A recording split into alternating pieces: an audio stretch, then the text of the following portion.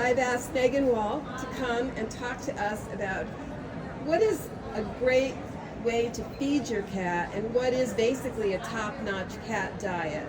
So thank you for being here, and Megan, go ahead, it's yours. All right, so I'm going to talk to you guys about just tailoring a top-notch diet for your cats. You might ask, what makes me qualified to do this? I used to be a Bengal breeder for the last 16 years, so I have been feeding my own cats this type of diet, so I have hands-on experience. But I also have a degree in psychobiology, pre-veterinary, with a minor in evolutionary studies.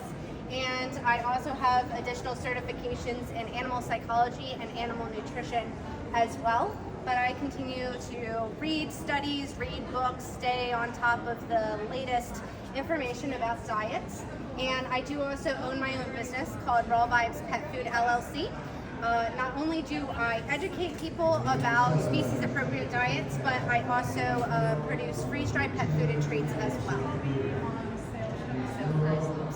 My partner is not here, so I'm not saying what's that. So the importance of a species-appropriate diet, we want to know what type of animal our cats are. And our cats are carnivores. So when we look at them anatomically and physiologically, we see a lot of differences compared to herbivores like horses or rabbits. Their senses are very, very heightened and specialized. So they have a very keen sense of sight, hearing, and sense of smell.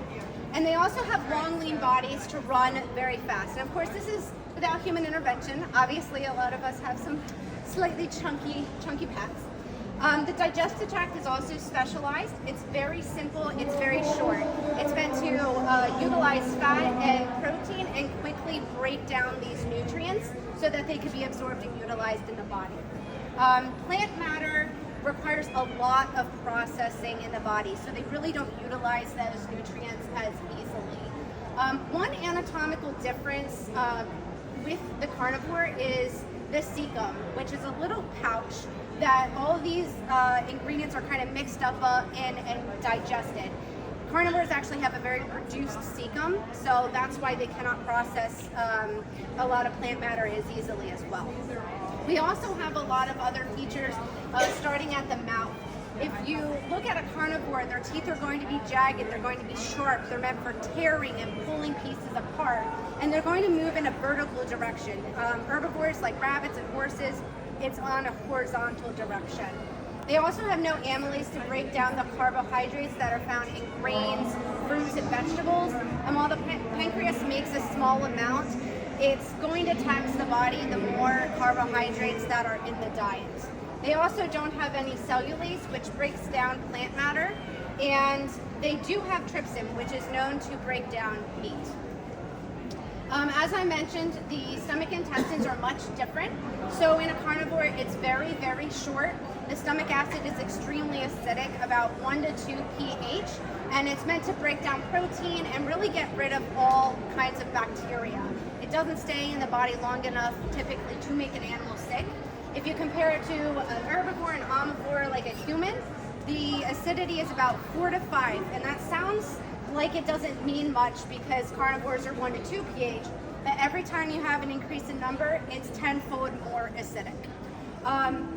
Like I said, the intestines are very short. With cats and dogs, they're only about 2 to 3 times the length of the body, whereas with a human, they're about 9 times. So you have a lot more processing time for fruits and vegetables compared to the meat products. You'll also notice a difference in the fecal and urine. A diet that is rich in meat and moisture, you're going to have a healthier output of water, which is extremely important for cats. They tend to have a very low thirst drive, so they need to get their moisture from their food. The fecal matter, because all of the nutrients are being absorbed properly, the fecal matter is going to be very small, it's going to smell less, and they're actually not going to produce as much. So I have several pictures here of different diets. This is a raw diet, and then we have some canned food and kibble here. So you can see the differences from what they are utilizing and not utilizing. Then we have evolution in general. So there's a common misconception that cats have adapted to a commercial diet but really it takes a very, very long time for our body to change anatomically and physiologically to eat a different diet. Pet food has actually only been around since World War II, which is only about 80 years or so. So that's really not a long time for them to have adapted to a different diet. So we're going to talk about the different components of a healthy diet. One of the first things to keep in mind is while I will reference a human diet just as a tool for relatability, humans that are vegans, vegetarians, or have other dietary preferences, those are your personal preferences. Our animals do not think about the humanity of other animals or, have an emotional component to it. But just like humans, you want to eat fresh, whole food, and preferably local and organic grown foods. And you want to avoid processed, greasy, salty, and foods with chemicals and dyes in it. Same thing applies to our companions. So like I said, don't humanize your companion. The fuel that you put into their bodies is very, very important. So, they're not vegans. Fat is good for them. They can eat meat. They're not vegetarians. And bacteria is not going to kill them like humans, not so good immune systems. Moisture is super important, like I mentioned. It's very important for keeping the urinary tract and the kidneys healthy. A lot of cats end up having kidney disease, urinary tract issues, UTIs. So hydration is super important. Most diets that are available in the market nowadays, like kibble, only have about 7 to 10% moisture. So when your cat isn't used to or doesn't have a high thirst drive and they're just getting their moisture from their kibble, that's when we're going to start seeing health problems. Wet food typically has about 60% and raw food has 75% moisture. So it's really important our cats are getting their moisture from the food that they're eating. We also want a low or no carb diet. This is going to include your fruits, vegetables, grains. They just cannot process them properly, and it also taxes the body. So again, this is where we're seeing kidney problems, pancreatitis, cancer, hip and joint issues. So you really want to keep that very, very low. Like I said, the meat is much more digestible than the carbohydrates. We're looking at 90 to 95%, whereas plant matter is about 70%.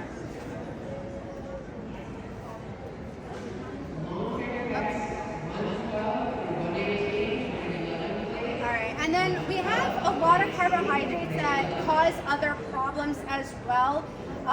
We have goitrogens that cause problems with the thyroid. We have oxalates, which can cause kidney stones and bladder stones. A lot of the most common carbohydrates used in pet foods, such as corn, wheat, peas, and carrots, are very high in sugar. They can cause diabetes, hyperactivity, feed cancer, feed inflammation. So truly, what you put in your pet's body is going to show in their health.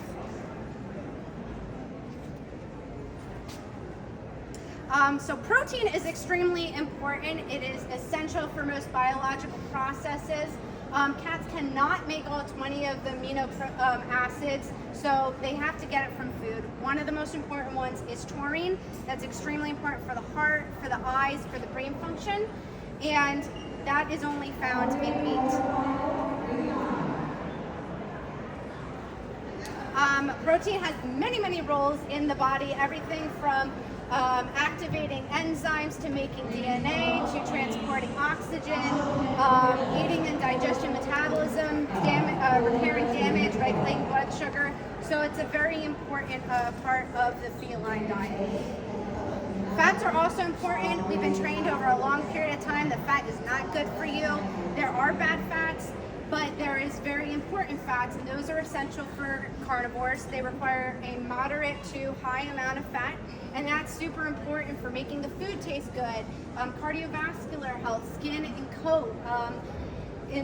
If you have deficiencies, you're looking at neurological abnormalities. If you have breeding cats, you're going to see problems with the cats reproducing.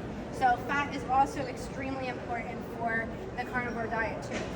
We also want it to be minimally processed. We've also been trained that you should have a balanced diet, which is important, but you need all these vitamins and minerals. What a lot of people don't know is that vitamins and minerals are often been artificially produced. They're added after the food is created because a lot of it is destroyed during the processing, and then you have to add in later. But a lot of people don't realize that vitamins and minerals are actually not regulated. A lot of them are from different countries, international, and when they come into us, they're not inspected. So we have a lot of issues with that kind of stuff, but they also have their own share of health issues and problems as well. We also want to avoid colors and dyes. You see a lot of pet foods that have these pretty colors, and they're really meant to attract you guys. They're not really meant for your companions. But just like we're seeing in humans, we're looking at blue dyes, red dyes, yellow dyes that are causing problems, creating cancers, tumors, and other kind of immune system problems. So we really want to avoid colors and dyes as well. And this also goes for preservatives and texturizers. While they do make the food last longer, we are seeing so many issues in laboratory settings and in the general population where animals are having a lot of inflammation, a lot of cancers, and these are just, a lot of them are actually banned in other countries, but we have them in our pet foods here. So we really want to avoid preservatives and texturizers. So when you feed a good diet, it's just like you putting the right kind of gas in your car. If you put the wrong kind in, your car's not going to run. Same thing with the cats. So when you have a healthy diet, their teeth are going to look great. They're going to have scentless breath. Their immune systems are wonderful.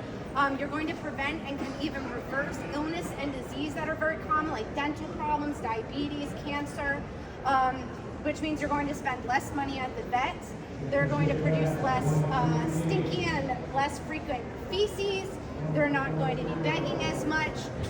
They're going to have a soft, shinier coat, and the energy that they have is not going to be up and down. It's going to be a nice, consistent energy that is healthy for them. So we have many options already on the market. A lot of people are familiar with kibble. You can find it pretty much everywhere. It's a dry product, but it's cooked at very high temperatures, so you lose a lot of nutrients in there.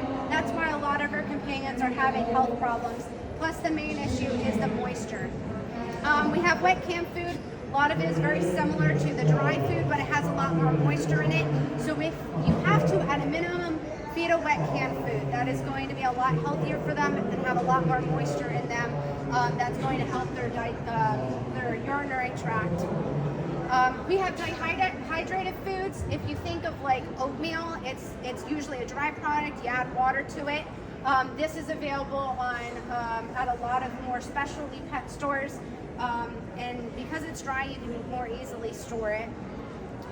We have frozen raw food. These are already pre-made products that you often can buy at pet stores. There are several suppliers online. Raw food definitely has become a lot more popular in the last 10 years, so it's becoming a lot more available to people. We also have freeze-dried raw products. This is also dry, very similar to dehydrated. The process is a little bit different. This actually freezes all the moisture and vacuums it out, so there's no heat applied, there's no destruction of nutrients. But the dehydrated food, you're adding heat to take out that moisture, so you are going to see some destruction of the nutrients in there. So if you had to pick between the two, the freeze-dried raw is a bit easier, and you don't need a freezer for it like the fresh raw and the frozen raw. And then of course you have the fresh raw. There's many options for this. There's pre-made products out there. There's stuff that you can buy in stores. There's stuff that you can make yourself. So there's a huge variety of food options that you can have. The one thing we always recommend, never feed dog food. It does not contain the same vitamins and minerals in it that cat feed, especially taurine. We were talking about this earlier with the lack of taurine causing heart disease, blindness, even death. So do not ever feed dog food to your cats. I also want to provide a warning for prescription foods. Some people believe they should be feeding their pets a prescription food to prevent problems later down the road. But these diets are specifically for the pet that has a digestive problem, a kidney disease issue, a urinary problem. These are not for healthy pets. They can actually cause health issues on their own. So don't feed a prescription diet to a healthy pet. So that is that's my presentation.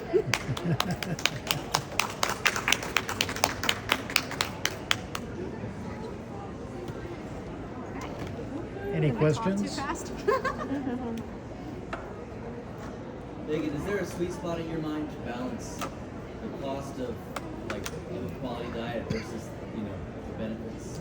Yeah, so I to be honest, I am a strict raw feeder. I do buy it pre-made at this point. I used to make it myself. And frankly, it has been cheaper for me to buy a raw diet. I use a company out in Minnesota, even though I live in Pennsylvania, and it costs me about 92 cents to $1.26 per day to feed each of my cats. I do have 10, but you know, I've even seen a lot of the low quality canned foods at the stores cost more than that. So there are options out there. For a lot of people, it feels very daunting. You know, to feed a raw diet, but there's a ton of information out there that you can do it in a cost-effective way that works for your lifestyle. What are your thoughts about kind of altering between raw and some sort of dry food? So typically I don't recommend that. When you're on a raw diet, the animal's digestive tract is suitable to break down all those nutrients, all the bacteria. When you're mixing it with kibble, because there's so much carbohydrate content in there, it actually reduces the acidity of the stomach acid, which can then leave your pet open to illness and disease. So usually I don't recommend mixing it because of that. Any other questions?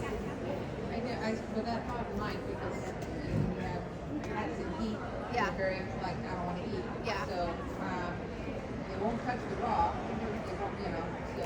Well, you know, and just like Tim's question, you know, you got to make sure that your cats are healthy. Obviously, for the sake of, you know, your pet's health, you're not going to let them starve, you know. So you do have to find that balance. What I do for my cats, if there's a situation like that, then I go to like the freeze-dried food, which it's still raw, but you can leave that out because it's a dry product. It's not going to be attracting animals or, you know, bacteria and stuff like that. So I kind of try to find that balance when it's necessary for my cats. Yeah, no problem. Anybody else? How does pricing on freeze-dried versus like traditional pre-made raw? Yeah, so you know, it really depends on where you're located. You know, I've found some places are just really expensive, like California, or places that they have to import products. In regards to freeze-dried and frozen, it kind of, I have noticed that freeze-dried is a little bit more expensive because of the process you have to go through. You know, with the raw food, you have the processing of it to make the product, but then with freeze-dried, you have the added step of having to freeze-dry it.